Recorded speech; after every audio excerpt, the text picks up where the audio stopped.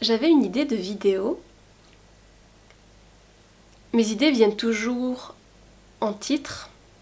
Enfin, le titre vient d'abord, c'est-à-dire les mots, des images aussi parfois, que je retranscris en mots. À partir de ces mots-là, d'autres idées vont découler. Et généralement, c'est que je fais un plan en plusieurs points, un peu comme on peut faire pour une dissertation. Et je développe chaque point l'un par rapport à l'autre. Quand on fait des vidéos sur YouTube, généralement, on se tient devant une caméra, comme moi devant vous aujourd'hui. Il y en a qui vont avoir un support sur lequel ils vont directement lire le contenu. D'autres qui vont avoir une feuille devant soi, la regarder de temps en temps et puis présenter le contenu. Moi, je pense que je fais partie un petit peu de cette deuxième catégorie.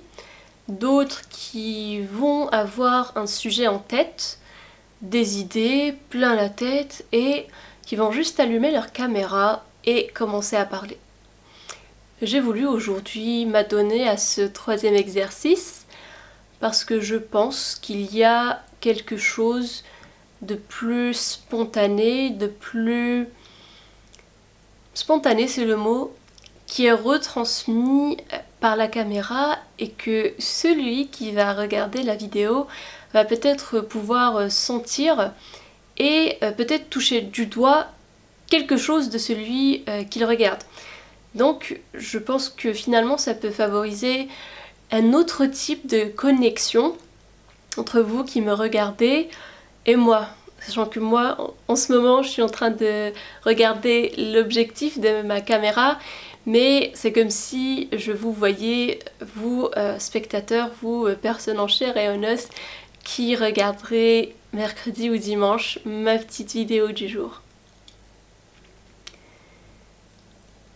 La phrase que j'avais en tête aujourd'hui est très simple.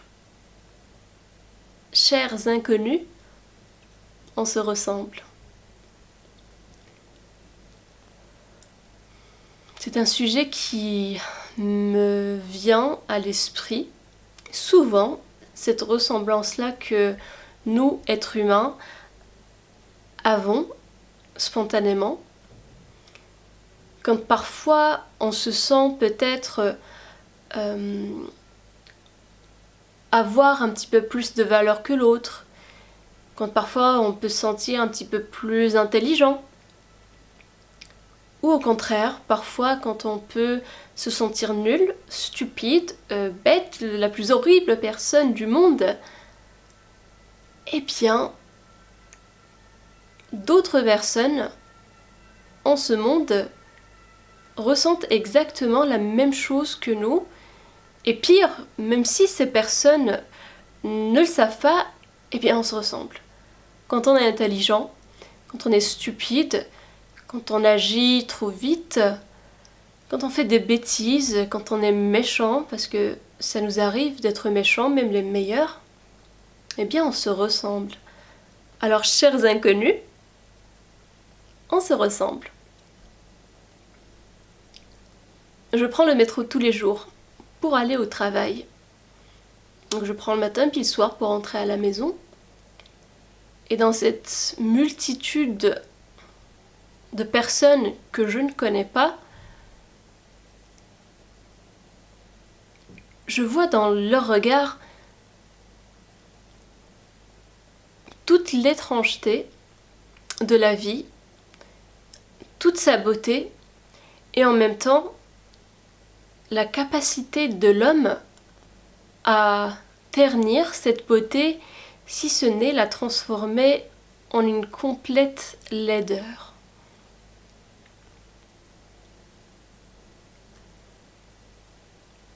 Je crois que dès qu'un acte laid est commis, une sorte de baume, qui est un acte d'une beauté incroyable, vient se mettre sur cet acte de laideur. parce que je me dis que si on ne faisait que des choses laides dans cette vie, il ne resterait plus aucun être humain sur Terre, parce que qui est-ce qui aurait envie de vivre? Et je pense d'ailleurs qu'il ne s'agit pas d'envie ni de volonté, mais tout simplement de nécessité première, qu'il y ait quelque chose de beau qui puisse nous rattacher à la vie, même si c'est quelque chose de parfaitement insignifiant de prime abord. Ne serait-ce que le fait de respirer finalement est quelque chose de si beau. Notre corps le fait automatiquement. Et nous, parfois, on peut saboter ce fonctionnement-là. Par exemple, quand on stresse trop, quand on a des pensées qui nous paralysent ou qu'on a vécu peut-être un trauma. Et que par exemple, le soir, il y a des personnes qui, ayant peur de dormir, et bien en dormant, elles ne respirent plus. Ce genre de choses arrive. Et on ne peut que se dire que c'est finalement quelque chose de beau de respirer. Déjà en ça, chers inconnus, on se ressemble.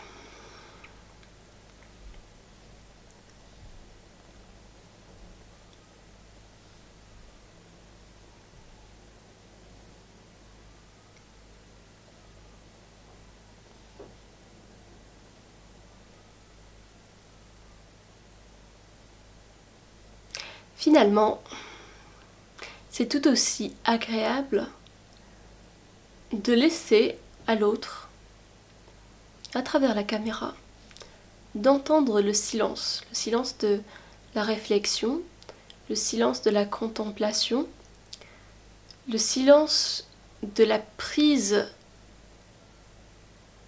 de temps. Je prends mon temps, je laisse le temps s'écouler et je le vis, je le prends, je le sens.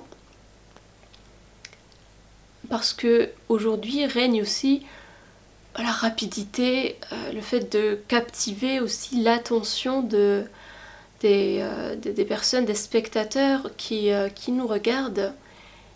Et je pense que c'est tout aussi bien de savoir faire apprécier aux autres le silence. Dans le cadre de ma préparation au mariage avec celui qui était à l'époque mon fiancé, on avait fait une retraite spirituelle, donc chrétienne, catholique, dans un foyer de charité où on ne devait pas communiquer et où on devait vivre en silence. Autant vous dire que, bien sûr, nous avons eu du mal. Que ce soit entre nous, donc moi et mon fiancé à l'époque, et entre nous et les autres personnes.